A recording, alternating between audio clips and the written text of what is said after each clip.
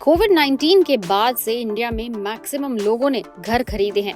In fact जिन्होंने plan नहीं किया था उन्होंने भी। और ये हम नहीं कह रहे, ये कह रही है आरबीआई की report. Sectoral development of bank credit के डेटा के मुताबिक रेजिडेंशियल प्रॉपर्टीज की खरीद में बहुत जबरदस्त इजाफा हुआ है। रेजिडेंशियल के लिए बकाया लोन जो मार्च 2024 में 27,22,720 करोड़ रुपए था, वो इससे पिछले साल यानी मार्च 2023 में 19,88,530 करोड़ रुपए था और उससे पिछले साल यानी मार्च 2022 में 17,26,690 करोड़ रुपए के करीब था। यानी कि पिछले 3 साल के अंदर 17 लाख करोड़ रुपए से लेके 27 लाख करोड़ रुपए का इजाफा हुआ है। इंडस्ट्री एक्सपर्ट्स के मुताबिक पिछले फाइनेंशियल ईयर में हाउसिंग सेल्स और कीमतों के अंदर जबरदस्त उछाल भी आया है। यानी होम बायर्स लोन टेकर्स साल दर साल बढ़ रहे हैं, तभी तो आउटस्टैंडिंग अमाउंट बढ़ रहा है। पिछले 2 फाइनेंशियल ईयर्स में होम लोन की रकम 10 लाख करोड़ रुपए यानी ऑलमोस्ट 10 ट्रिलियन रुपए बढ़ चुकी है। कुल बकाया क्रेडिट मार्च में खत्म हुए फाइनेंशियल ईयर में बढ़ के 27 लाख करोड़ रुपए तक पहुंच गया।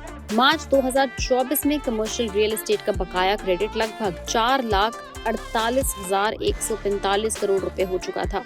ये मार्च 2022 में महज 2,97,000 करोड़ रुपए के करीब था। कोविड के चलते रुके हुए खरीदारों ने भी इस दौरान घर खरीदे हैं, इसलिए अगर आप आज से आगे की बात करें तो आगे जाकर इसमें 15 से 20% की कमी आ सकती है। बड़े शहरों में घरों की कीमत में वैसे देखा जाए तो 50 से 100% की बढ़ोतरी भी हुई है। टियर 1 शहरों में फाइनेंशियल ईयर 20 से 21 के बाद घरों की कीमतों में ऑलमोस्ट 50 से 100% का इजाफा हुआ है। इसके चलते हर घर की बिक्री पर कर्ज भी बढ़ा है।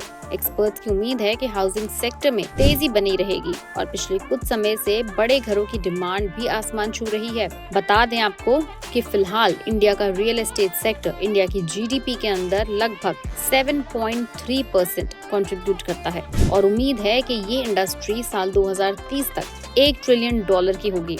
अगर सिटी वाइज देखा जाए तो सूरत, भुवनेश्वर, कोयम्बटूर, वडोदरा, इंदौर, चंडीगढ़, कोची और विशाखापट्टनम जैसे शहर अब इमर्जिंग स्टार्स बनकर उभर रहे हैं। तो अगर आप भी एक होम ओनर है या आगे चल के घर खरीदने की इच्छा रखते हैं तो हमें कमेंट सेक्शन में लिख के जरूर बताएं।